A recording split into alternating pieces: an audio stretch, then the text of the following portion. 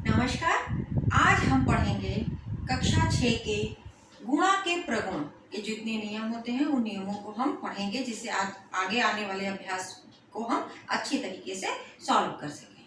चलिए, सबसे पहले हमारा इसमें है गुणा का संवरक प्रगुण। गुणा का संवरक प्रगुण, इसमें अगर हम किसी भी पूर्ण संख्या का गुणा किसी दूसरी पूर्ण संख्या के साथ होता है तो जो उसका उत्तर आता है वो पूर्ण संख्या ही होती है। जैसे 2 एक पूर्ण संख्या है, गुणे 4 ये भी एक पूर्ण संख्या है, ये आया कितना 8। 8 भी क्या है, एक पूर्ण संख्या है। ठीक, अब दूसरा छोटे में ही दूसरा नंबर है गुणा का क्रम विनिमय प्रगुण। क्रम विनिमय प्रगुण यानी कि एक संख्या का दूसरी संख्या को स्थान बदल देना, दूसरी संख्या का पहले स्थान पे आ जाना, यानी कि स्थान उनका बदल जाए। क्रम विनिमय, क्रम विनिमय जैसे अब कोई भी लिखा हुआ, कुछ भी लिखा है 2 गुणे 4 गुणे 5, इसको हम अगर इसका क्रम विनिमय बदल दें, इसका जैसे 5 गुणे 4 गुणे 2, ये क्या है, ये गुणा का क्रम विनिमय प्रगुण है। तीसरा क्या है, शून्य का गुणन प्रगुण। शून्य भी हमारे पूर्ण संख्याओं में आती है, और शून्य ऐसी संख्या है जिसका किसी भी पूर्ण संख्या से गुणा करने पर उसका आंसर क्या आएगा, शून्य आएगा। जैसे 240 यहाँ पे लिखते हैं, अगर इसका हम गुणा शून्य से करते हैं तो इसका उत्तर क्या आएगा, शून्य।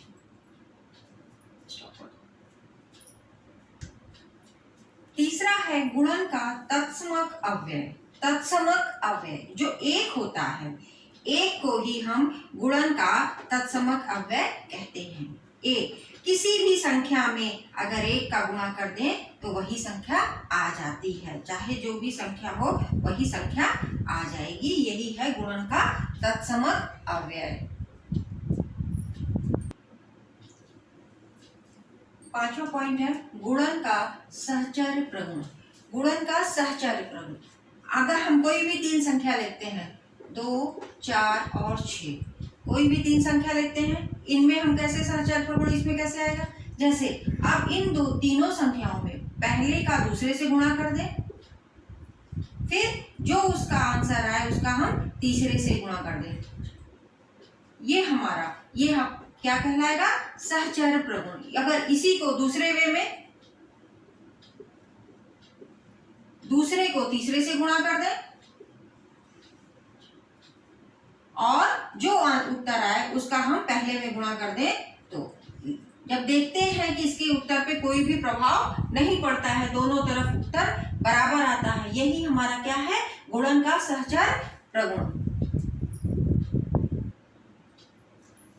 छठवां नियम है गुणन संक्रिया का योग पर वितरण। योग पर वितरण, अगर हम किसी 3 संख्याओं को ले लेते हैं, कोई 3 संख्या लेते हैं, अब इसको हम देखते हैं कि पहली संख्या का दूसरी संख्या के और तीसरी संख्या के योग का गुणन, और पहली संख्या का दूसरी संख्या के साथ गुणा, और पहली संख्या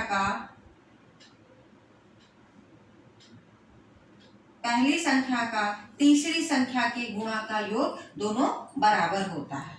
इसको हम सॉल्व करके देखें।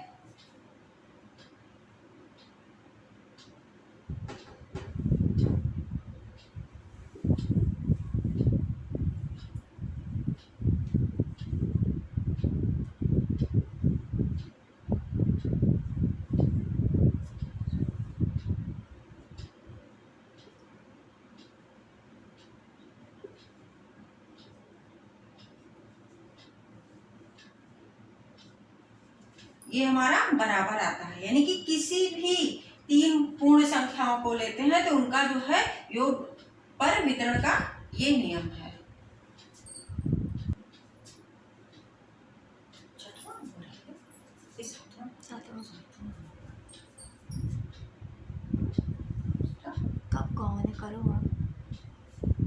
सातवां गुणन का घटाने पर वितरण, ये हमारा 7वां पॉइंट है। इसमें ये है कि अगर हम कोई तीन पूर्ण संख्याएं लेते हैं, कोई भी तीन पूर्ण संख्या ले लिए, 3, 4, 5, तीन पूर्ण संख्या ले ली है। अब इसको अगर हम देखें तो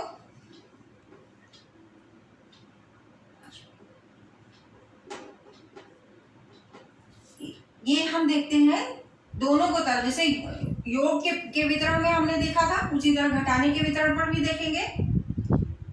पहली संख्या और दूसरी और तीसरी संख्या का घटाने का नियम पे देखते हैं। पहली संख्या का दूसरी संख्या के साथ गुणा, बीच में घटाने का निशान, पहली संख्या का तीसरी संख्या के साथ गुणा, ये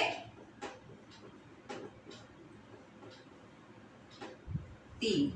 इधर देखते हैं,